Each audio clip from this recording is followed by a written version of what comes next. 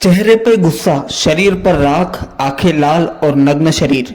ऐसे नागा साधुओं को आपने अक्सर कुंभ के मेले में तो देखा होगा, मगर लाखों की संख्या में कुंभ में नजर आने वाले ये नागा साधु कुंभ के बाद आखिर जाते कहाँ है और नागा साधु बनने के लिए क्या तपस्या करनी पड़ती है, आइए जानते हैं इस वीडियो में।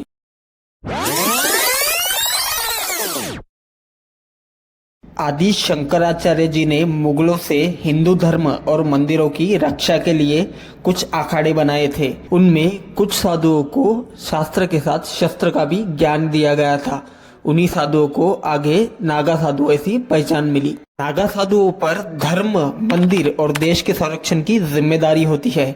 नागा साधु अपना घर परिवार छोड़ के तपस्या के लिए आते हैं। साधुओं ने इतिहास में युद्ध करके धर्म का रक्षण भी किया है। इसके हमें बहुत से निशान मिल जाते हैं। इन अब वो बस एक संयमी जीवन जीते हैं और अपने धर्म के नियमों पर चलते हैं ताकि आने वाली पीढ़ी को धर्म के बारे में पता रहे।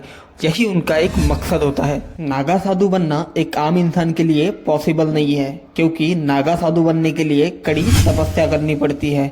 नागा साधु बनने के लिए 12 साल ब्रह्मचर्य, अपने गुरु की सेवा और अपनी सारी इच्छाओं का त्याग करना पड़ता है। नागा साधु बनने के लिए बताए गए 13 अखाड़ों में से किसी एक में अपना रजिस्ट्रेशन करना जरूरी होता है, पर 12 वर्ष के अंतराल में अगर गुरु उनसे संतुष्ट हुए तभी वो अपना रजिस्ट्रेशन कर सकते हैं। अपना रजिस्ट्रेशन करने के बाद बाल काटे जाते हैं और कुल 108 बार गंगा नदी में डुबकी लगाई जाती है। उसके बाद ये शिष्य साधु से महापुरुष बनते हैं। फिर महापुरुष से अवधूत बनने की प्रक्रिया शुरू होती है। यह प्रक्रिया मुख्य 3 पड़ाव से होती है, जिसमें से पहले में उन्हें अपना ही पिंडदान करना पड़ता है। इससे उनका संसार से नाता तोड़ा जाता है। इस प्रक्रिया के लिए 5 गुरु जरूरी होते हैं। दूसरे पड़ाव में अवधूत बनने के बाद इन साधुओं को दिगंबर बनना होता है। दिगंबर बनने के लिए उन्हें 24 घंटे बिना कपड़ों के उन्हें अखाड़े के ध्वज के नीचे खड़ा रहना पड़ता है। इसी कड़ी तपस्या को पूरा करना पड़ता है। अगर ये पड़ाव उन्होंने पार किया तब तीसरे पड़ाव के लिए उन्हें तैयार किया जाता है। तीसरे पड़ाव में उन्हें सिद्ध दिगंबर बनना होता है। इस पड़ाव में उनके लिंग को निष्क्रिय किया जाता है और ये आखिरी पड़ाव होता है। इस पड़ाव के बाद शिष्य से वो नागा साधु बनते हैं। जगह के साथ साधुओं के नाम भी अलग होते हैं। प्रयाग से पड़ाव पूरे करने वाले साधुओं को नागा, उज्जैन से करने वालों को खूनी नागा, हरिद्वार से बर्फानी नागा और नासिक से पूरी करने वालों को खिचड़िया नागा कहा जाता है। कि साधुओं से नागा साधुओं के नियम काफी अलग होते हैं। वे सिर्फ जमीन पर ही सो सकते हैं। इन साधुओं को गद्दा या बेड पर सोने की अनुमति नहीं होती। दिन में सिर्फ एक ही बार खाना खाते हैं। खाना भी उन्हें भिक्षा मांगकर खाना होता है। इसमें भी उनका नियम रहता है। वो सिर्फ 7 घरों में ही भिक्षा मांग सकते हैं। अगर उन 7 घरों में से उन्हें खाना नहीं मिला तो उस दिन उन्हें भूखा रहकर ही अपनी दिनचर्या करनी पड़ती है। 8वें घर में वो भिक्षा नहीं ले सकते।